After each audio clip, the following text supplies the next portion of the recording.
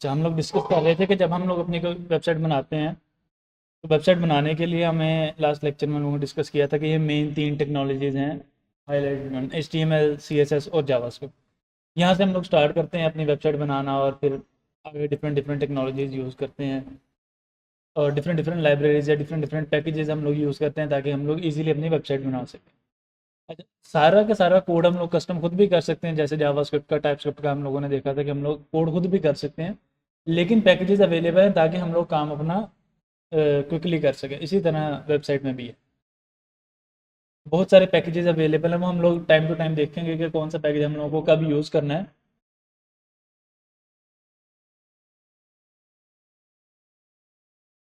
अच्छा, कौन सा पैकेज हम लोगों को कब यूज़ करना है। अब हम लोगों ने डिस्कस किया था कि जो हमारी HTML फाइल है ना, वो स्ट्रक्चर डिफाइन करती है हमारा कि कौन कौन सा डाटा आएगा, किस स्टाइल में आएगा, वो डिसाइड होगा CSS के थ्रू। और फिर उनके अंदर चेंजिंग क्या होगी, या अगर कोई हमें एक्शन परफॉर्म करवाना वो हम लोग जावास्क्रिप्ट के थ्रू परफॉर्म करवा रहे हो। ओके। अब सबसे पहले जब हम लोग वेबसाइट बना रहे हैं तो हमें उसका स्ट्रक्चर डिफाइन करना है। स्ट्रक्चर डिफाइन करने के लिए हम लोगों ने HTML की एक फ़ाइल बना ली। अच्छा, HTML की फ़ाइल बनाते वक्त मैंने उस फाइल का एक स्पेसिफिक नाम रखा, index.html। ये नाम रखने की एक वजह मैं आप लोगों को समझा देता हूँ कि मैंने यही नाम क्यों रखा है, ताकि हम लोग आगे मूव कर सकें। जब हम लोग वेबसाइट बनाते हैं उसको किसी ना किसी सर्वर पर डिप्लॉय करना पड़ता है। सर्वर पर डिप्लॉय क्यों करना है? ताकि जब भी कोई बंदा आए हमारी वेबसाइट पर रिक्वेस्ट करे, उसको रिक्वायर्ड डाटा मिल जाए। अगर उसको रिक्वायर्ड डाटा नहीं मिलेगा तो इसका मतलब है कि हमारी वेबसाइट नहीं चल रही है, हमारी वेबसाइट का सर्वर डाउन है। तो सर्वर पे डिप्लॉय हमने इसलिए करना है ताकि जो रिक्वायर्ड डाटा है या जो रिक्वायर्ड पेजेस हैं वो हमें मिल जाए। अब सर्वर के ऊपर एक तो सर्वर मशीन आ गई जो हम लोगों ने देखा था, उसके ऊपर कुछ एप्लीकेशन चल रही होती है। ऑब्वियसली बात है, कुछ सॉफ्टवेयर चल रहा होगा तो उसको जो रिक्वेस्ट आई है उसको परस्यू करेगा ना। अब जब रिक्वेस्ट आती है तो रिक्वेस्ट के अंदर बहुत सारी चीज़ें होती हैं, हम उसको बताते हैं कि भाई ये है तो अब इसको इस तरह से करना है। अब वो जो हमारी सर्वर होता है ना, उसके अंदर हम लोगों ने बहुत सारी चीज़ें डिफाइन की हुई होती है कि अगर ये रिक्वेस्ट आए तो आपने ये रिस्पॉन्स देना है, अगर ये रिक्वेस्ट आए तो आपने ये रिस्पॉन्स देना है। मल्टीपल फंक्शंस बने होते हैं, मल्टीपल कंडीशंस होती हैं, मल्टीपल राउटिंग होती है, डिफरेंट लेयर्स बनी हुई होती हैं जिसके थ्रू हम लोग वो कंडीशन लगा रहे होते हैं कि भाई अगर आपको इस स्पेसिफिक राउट पर या इस स्पेसिफिक कंडीशन पर रिक्वेस्ट आ रही है तो आपने ये रिस्पॉन्स देना है। जैसे अगर कोई बंदा आपको सिर्फ और सिर्फ ये रिक्वेस्ट कर रहा है facebook.com, तो आपने उसको होम पेज रेंडर करके दे देना। अगर आपको ये आ रही है तो आपने ये रेंडर कर देना। इसी तरह पूरी एक लिस्ट बनी हुई है। अच्छा, अब जब हमारे पास ये रिएक्ट थी, रिएक्ट के साथ हम लोग अपनी एप्लीकेशंस बना रहे थे, इसके साथ हमारे पास बैकएंड पर जो सर्वर था वो था एक्सप्रेस जेएस।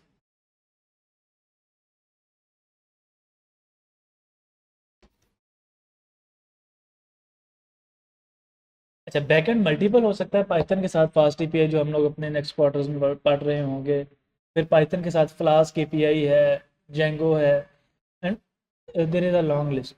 मैंने एक्सप्रेस इसलिए लिखा है ताकि क्योंकि जावास्क्रिप्ट में हम लोग अभी फिलहाल बात कर रहे हैं तो जावास्क्रिप्ट के फ्रेमवर्क्स के ऊपर फोकस कर, तो हम लोग एक्सप्रेस के ऊपर वो सारी की सारी कंडीशंस लिखते होते थे कि अगर इस राउट पर आए तो मैं आपको एक आधा डमी दिखा भी देता हूँ। डमी मेरे पास पड़ा होगा प्रोजेक्ट एक्सप्रेस का, github.com।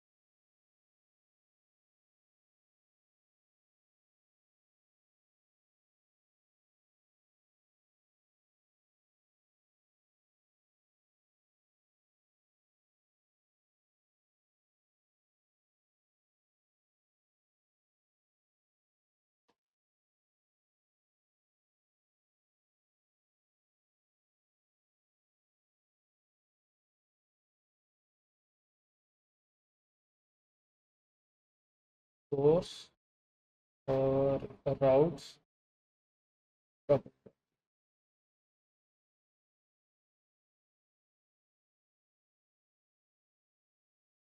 अच्छा, ये मैंने कुछ कोड लिखा है, उसको थोड़ा सा जूम इन कर देता हूँ ताकि, अच्छा, ऊपर वाला कोड में कुछ चीज़ें हम लोगों ने डिफाइन की हैं।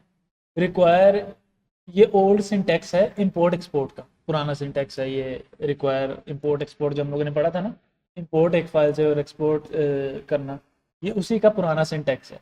जैसे ये मॉड्यूल्स डॉट एक्सपोर्ट करके, ये ओल्ड सिंटैक्स है, हम लोगों ने जो पढ़ा है वो लेटेस्ट था। अच्छा, अब मैंने एक वेरिएबल बनाया राउटर, उसका एक सब फंक्शन है गेट। उस गेट फंक्शन में अगर इस स्पेसिफिक राउट पर कोई रिक्वेस्ट कर रहा है तो उसमें उसमें ये वाला फंक्शन एग्जीक्यूट होना चाहिए, फेच ऑल। अगर मैं इस पर क्लिक करता हूँ तो ये फेच ऑल का फंक्शन है।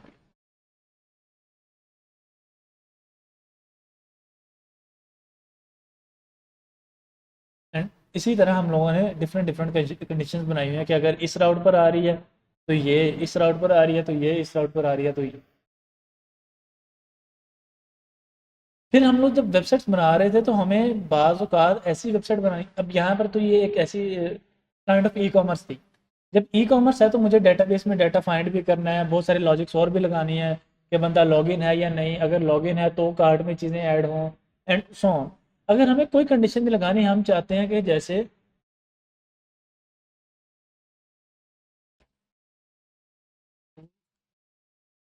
और CSS, आवाज़ नहीं आ रही, एक मिनट। अच्छा, जैसे मैंने अभी ये एक फाइल ओपन की, w3schools.com/css3। अब मुझे कहीं लॉगिन की ज़रूरत नहीं थी, कहीं साइनअप की ज़रूरत नहीं थी, एक्सेस सॉरी, मैंने रिक्वेस्ट की और हमें रिटर्न में उसने HTML फाइल रिटर्न कर दी। अब हमें कोई ऐसी वेबसाइट बनानी है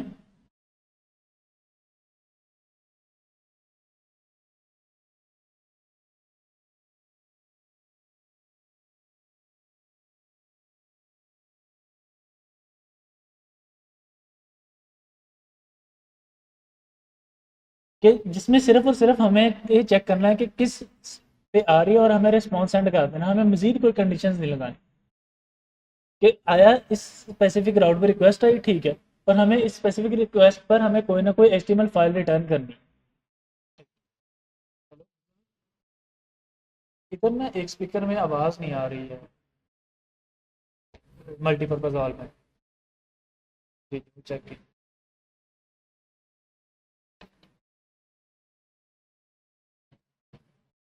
अच्छा, कि एक स्पेसिफिक राउट पर हमें रिक्वेस्ट आई और सर्वर से उसी रिक्वेस्ट के अगेंस्ट हमने HTML फाइल भेज देनी, हमने मैच करना है। अच्छा, ये रिक्वेस्ट है तो ये HTML फाइल, ये रिक्वेस्ट तो ये HTML फाइल,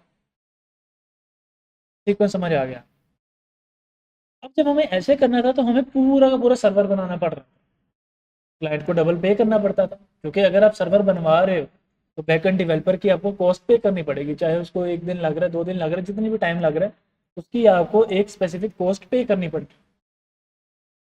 ठीक है जी, कॉस्ट हम लोग पे कर देते हैं, लेकिन वो क्या है क्या नहीं, इसी तरह चलता रहा, फिर डिफरेंट सर्वर डेवलपर ने ऑलरेडी बना के रख दिए। अपाचे सर्वर है, इंजीनिक्स है, डिफरेंट सर्वर बना के रख दिए। अब वो बिल्ट इन सर्वर जिनको हम लोग इस तरह की वेबसाइट्स के लिए यूज़ कर, जो सिंपल HTML फाइल रिटर्न कर, उनका और कोई काम नहीं है। रिक्वेस्ट गई, उन्होंने मैच करना है और HTML फाइल रिटर्न कर दे। तो उस वक्त ये स्टैंडर्ड बनाया गया कि अगर हम लोग होम पेज बनाना चाह रहे हैं, यानी w3schools.com और सिंपल एंटर, इस स्पेसिफिक राउट पर जो हमें HTML फाइल रिटर्न हो, मतलब बिल्कुल होम पेज पर, उस फाइल का नाम हम लोग रखेंगे index.html। ये फाइल का नाम हम लोग index.html इसीलिए रखते हैं क्योंकि ये पीछे फिक्स है, जो अपाचे सर्वर बने हुए हैं ना, ऑलरेडी बिल्ट इन है, ये उसके अंदर चीज़ डिफाइन होगी। तो दो चीज़ें होती हैं नॉर्मली, कन्फिग्रेशन और कन्वेंशन।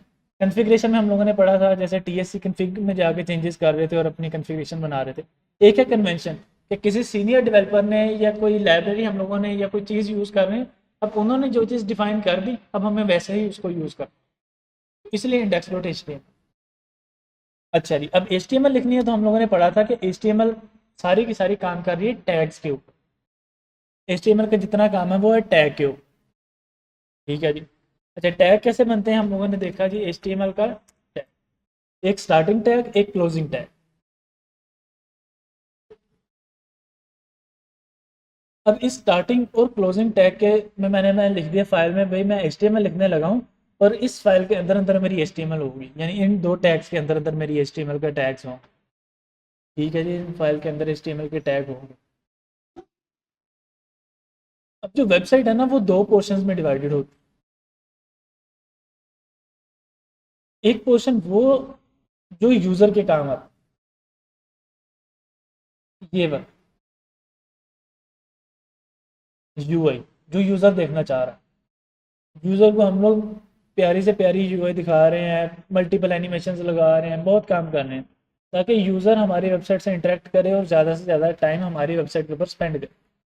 एनिमेशंस लगा रहे हैं, ट्रांजिशंस लगा रहे हैं, तो पिक्चर्स लगा रहे हैं, कोई कलर ऑफ टेक्स्ट सेट कर रहे हैं एंड सो ऑन। ये है यूज़र के लिए। अब जो यूज़र के लिए हम लोग काम कर रहे होंगे ना वो आएगा इस बॉडी सेक्शन।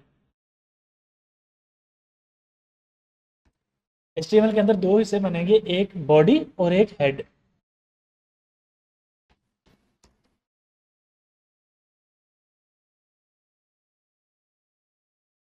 अब ये जो बॉडी है ना, ये बॉडी है हमारे यूज़र के लिए, जो यहाँ पर नज़र आ रहा है।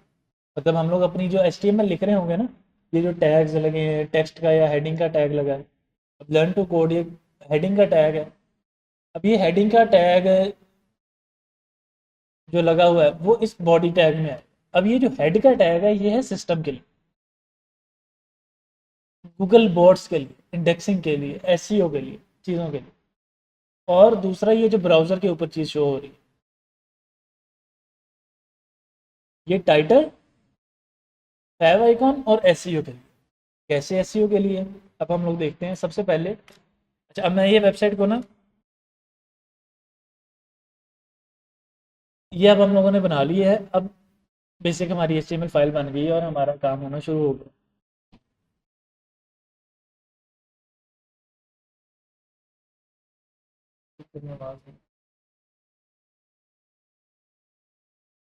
अब हमें अगर वेबसाइट चला के देखनी है तो उसके दो तीन तरीके हैं कि जिस फोल्डर में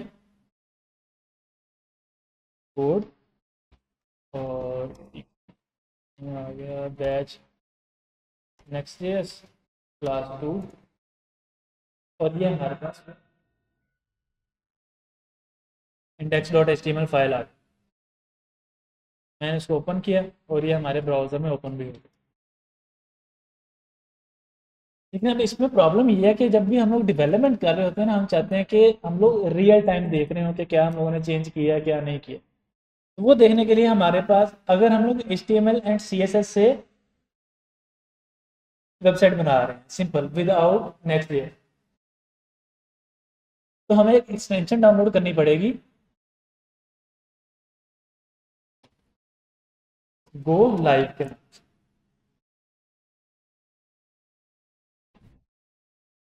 नहीं सॉरी, गो लाइव नहीं, लाइव सर। Thank you. ये लाइव सर्वर हम लोगों को इंस्टॉल करना पड़ेगा।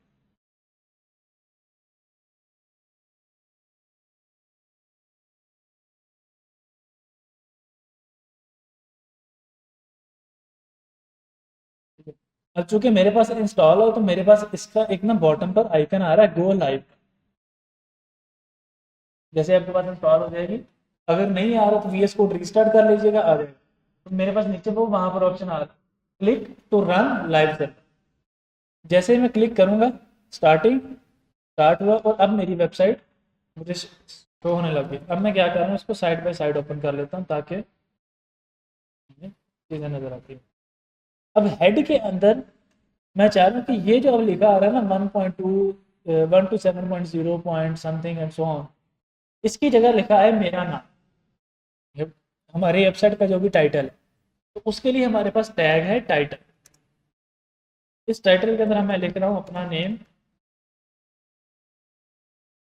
जैसे ही मैंने फाइल सेव की, वो टॉप पर वो शो होने लगा,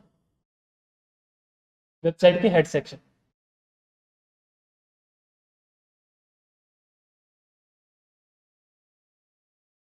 ये यहाँ।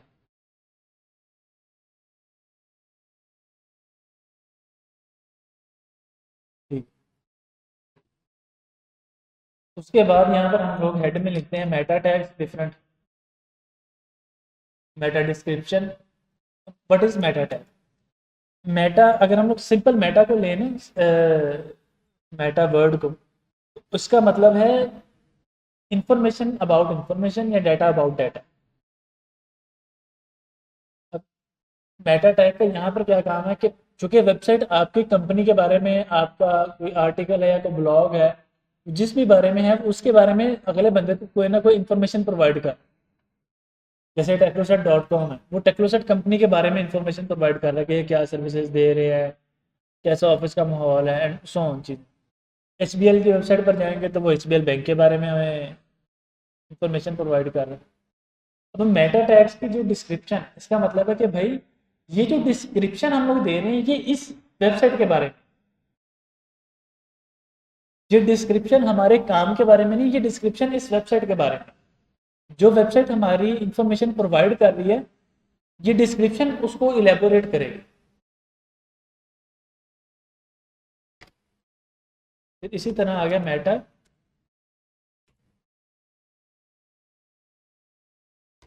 कीवर्ड्स। जब मैंने थोड़ा सा जूम आउट किया, मेटा कीवर्ड्स आ गए। अब कीवर्ड्स कहाँ आएगा और कंटेंट, ये यूज़ करते हैं जो हमारे एसईओ वाले बंदे, वो इसमें हमारे क्या क्या बड़ा कर लो।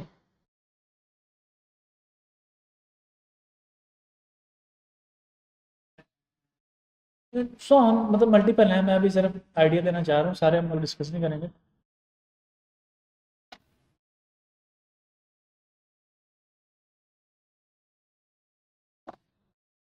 क्योंकि अभी हम लोग एक चीज़ों पर डिस्कशन होगा। अच्छा, उसके बाद हम आ जाते हैं अपने बॉडी सेक्शन। और बॉडी सेक्शन में हम लोगों ने अपना कोड करना। उसमें हम लोगों ने लास्ट टाइम कुछ टूल्स कुछ टैग पढ़ लिए थे। H1, हेडिंग, हेडिंग 2,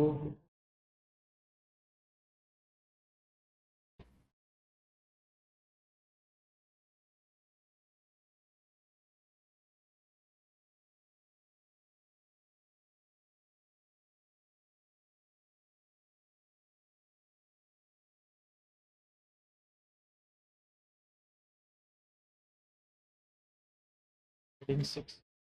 जैसे ही मैंने इसको सेव किया, मेरे पास ये शो होने लग गया राइट साइड, ये हेडिंग के टैग और हेडिंग भी शो होने लगा।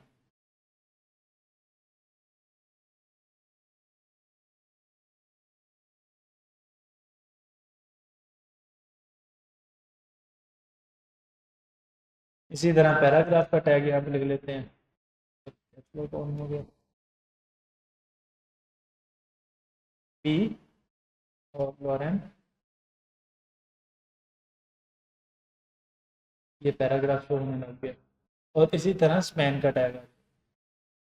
तो इस तरह से हमारी HTML फाइल एक कंप्लीट होती थी, जिसके साथ हम लोग वेबसाइट बना रहे।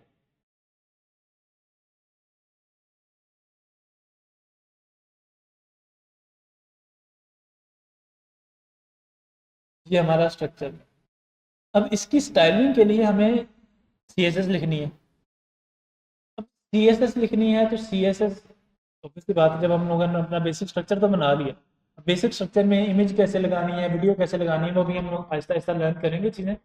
अभी मैं चाह रहा हूँ कि हमें वेबसाइट कैसे बनानी है, उसका फोल्डर स्ट्रक्चर चीज़ें समझ में आए। तो ये भी अभी हम लोग लर्न करेंगे कि क्या क्या करना। अच्छा, HTML हमें थोड़ी बहुत लिखनी आ गई मिनिमम, कि हमें आइडिया होगा कि HTML कैसे लगाते हैं। अब जब हम लोग CSS पर आए ना, अब CSS हम लोग लिख सकते हैं 3 तरह से।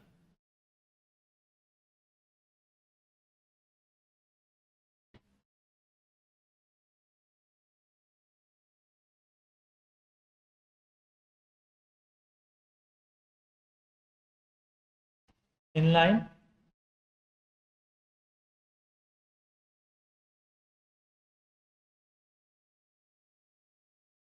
इंटरनल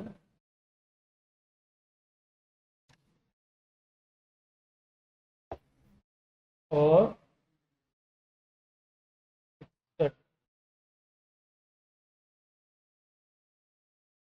अब सी एस एस लिख सकते हैं हम लोग तीन तरह से, इनलाइन, इंटरनल, एक्सटर्नल। अच्छा, इनलाइन का मतलब क्या है? अगर हम लोग वैसे इंग्लिश में बात करें, इनलाइन का मतलब है कि लाइन के अंदर ही हम लोग लिखते हैं। अब इसका मतलब क्या है? इसको अगर कि ये जो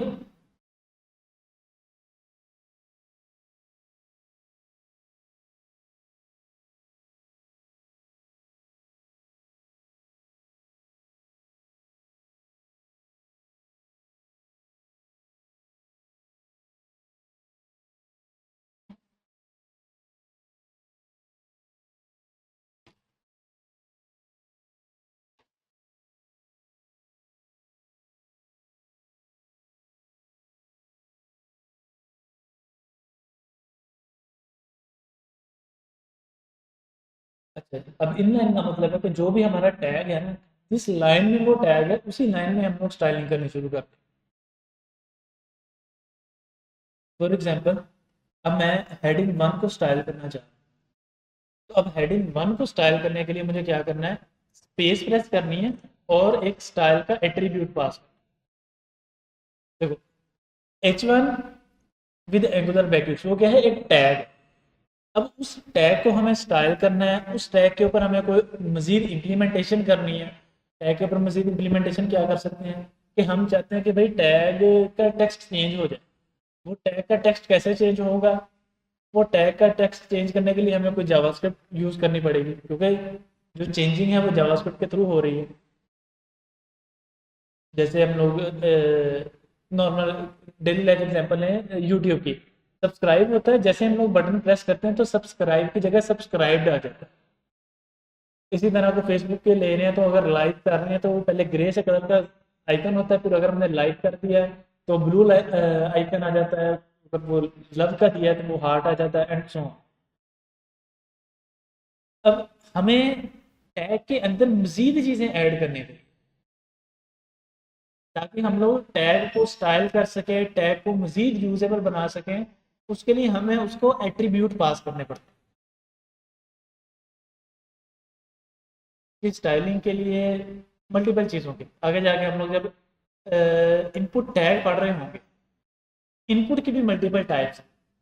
जैसे टेक्स्ट ले रहे हैं, नंबर ले रहे हैं, पासवर्ड ले रहे हैं, एंड सो ऑन, या डेट और टाइम ले रहे हैं, जो भी इनपुट लेना चाह रहे हैं। अब उस इनपुट की टाइप को डिफाइन कैसे करें? वो हम लोग कंडीशंस लगाएंगे, फॉर्म बनाएंगे, लेकिन हम लोग वो कंडीशन लगाते हैं, वो कंडीशन हम लोग मैन्युअली नहीं लगा, वो इन्हीं एट्रीब्यूट्स के थ्रू कंडीशन हम लोग लगाएंगे। अच्छा जी, अब मुझे स्टाइल करना है। एट्रीब्यूट कैसे लिखना है? टैग, ओपनिंग टैग के साथ स्पेस देकर आगे एट्रीब्यूट का नेम इक्वल टू, और आगे इन्वर्टेड कॉमा में वो वैल्यू जो भी हम लोग करना चाहें। अब चूंकि हमें बहुत ज़्यादा स्टाइलिंग हमें पड़ी नहीं है तो मैं बिल्कुल बेसिक से शुरू करूँगा।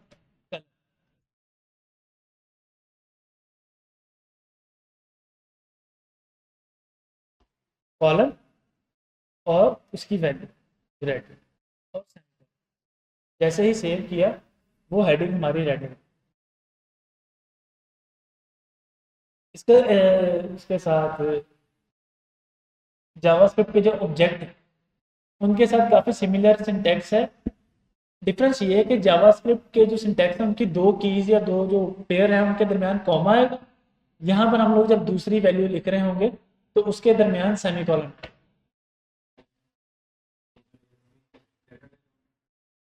बिल्कुल उसी तरह का सिंटैक्स। अच्छा जी, अब मुझे एक और वैल्यू करनी है जी। मैं चाहता हूँ कि इसका बैकग्राउंड कलर ग्रीन हो जाए। बैकग्राउंड कलर ग्रीन हो गया।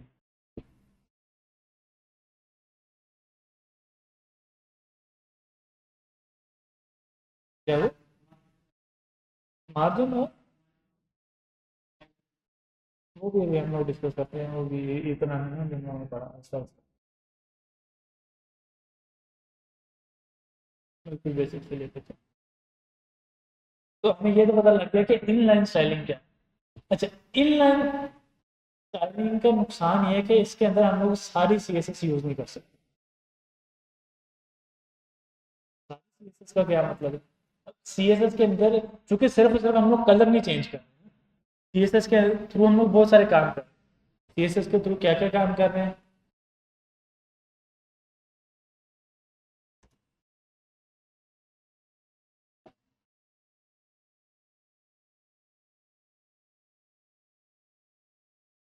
ओके, ये हमारा मेन पेज है। अब इसको मैं जैसे ही बड़ा कर, राइट साइड पर एक इमेज आ, अब हम लोग उसको देखते हैं कि ये क्या है, इसका क्या प्रॉब्लम है, क्या क्या है।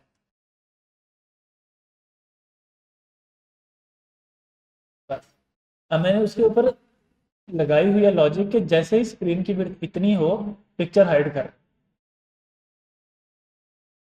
ये जो हम लोग कंडीशन लगाते हैं ना ऐसे, इसको हम लोग बोलते हैं मीडिया क्वेरी। क्वेरी इसके बाद ये वाली जो डाटा है या ये वाली जो चीज़ है ये हमारी हमने हाइड कर दी, इसको हम लोग बोलते हैं मीडिया क्वेरी।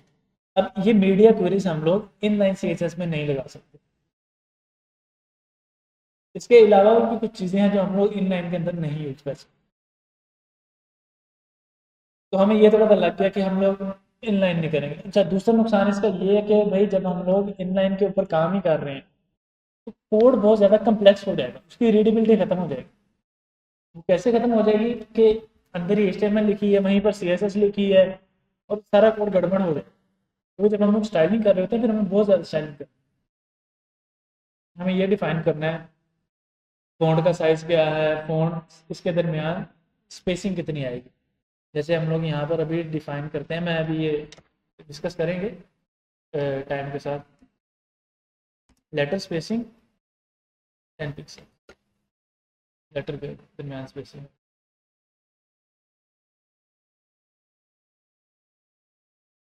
इसी तरह और प्रॉपर्टीज़ हैं कि फॉर एग्जांपल मैं कहता हूँ कि जी पैडिंग 20 पिक्सल। तो ये बहुत सारी प्रॉपर्टीज़ है जो हम लोग डिफरेंट डिफरेंट टाइम पर डिफरेंट डिफरेंट यूज़ कर रहे हो। वो हम लोग ऐसा ऐसा पढ़ेंगे कि किस टाइम पर क्या प्रॉपर्टी यूज़ करनी है, क्या नहीं यूज़ करनी। अब चूंकि हमें बहुत ज़्यादा प्रॉपर्टीज़ यूज़ करनी पड़ती हैं, बहुत ज़्यादा हमें कंडीशंस लगानी पड़ती हैं, ट्रांजिशंस लगानी पड़ रही हैं, तो हम लोग कोड कम्प्लेक्स ना हो इसलिए एक तो यहाँ पर नहीं लिखते हैं, और दूसरा चूंकि हम लोग अपना सारा कोड यहाँ पर लिख सकते हैं, तो हमें दो अलग अलग जगह पर कोड लिखने की बजाय एक ही जगह पर कोड लिखना ज़्यादा बेहतर लगता है। तो जी ठीक है, हम लोग ना एक काम करते हैं, यहाँ से स्टाइल टैग खत्म कर, तो स्टाइल का एट्रीब्यूट खत्म कर दिया। फिर हम आते हैं इंटरनल पर। इंटरनल CSS कहाँ लिखते हैं हम लोग, हेड टैग के।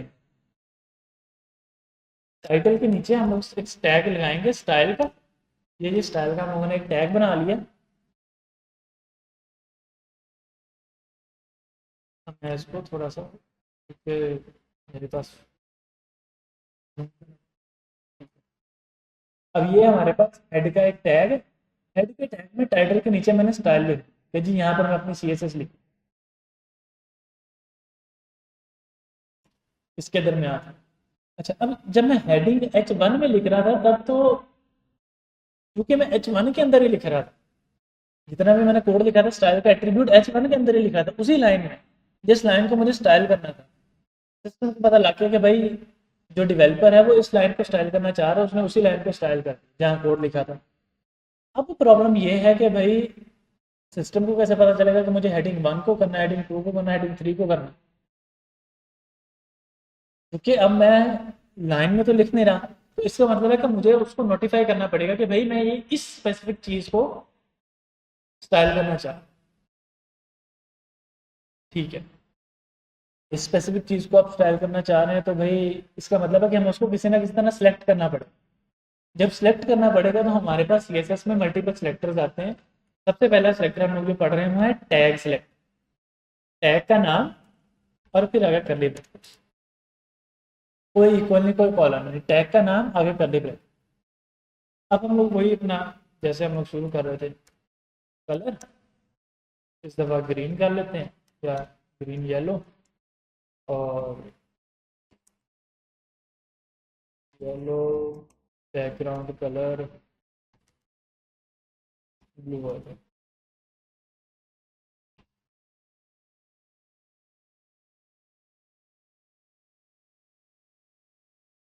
अब मैंने क्या किया कि मैंने टैग सिलेक्ट किया और उस टैग को स्टाइल कर दिया, उसके ऊपर कलर और बैकग्राउंड कलर अप्लाई कर।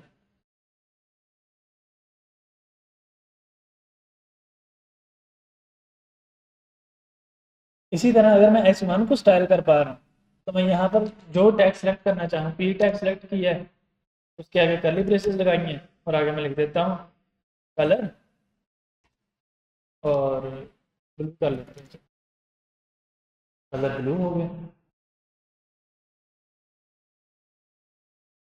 जो टैग हमें करना है सिलेक्ट करेंगे, we are good to go.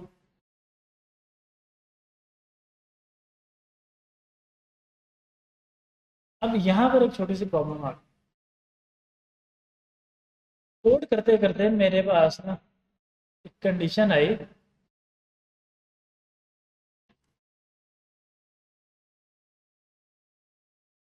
4 heading one, मतलब ये जो मेन साइज की हेडिंग है वो 4 है।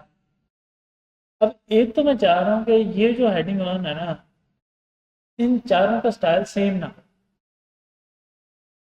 इन चारों का स्टाइल डिफरेंट हो। अब जब इन चारों का स्टाइल डिफरेंट हो तो वो कैसे करेंगे, क्योंकि हम लोग तो वहां पर टैग को सिलेक्ट कर रहे हैं और इनलाइन हम लोग लिख नहीं रहे। तो इसका मतलब है कि हमें जब सिलेक्ट करना है, बुलाना है, तो उसकी कोई ना कोई एक स्पेसिफिक आइडेंटिटी होनी चाहिए।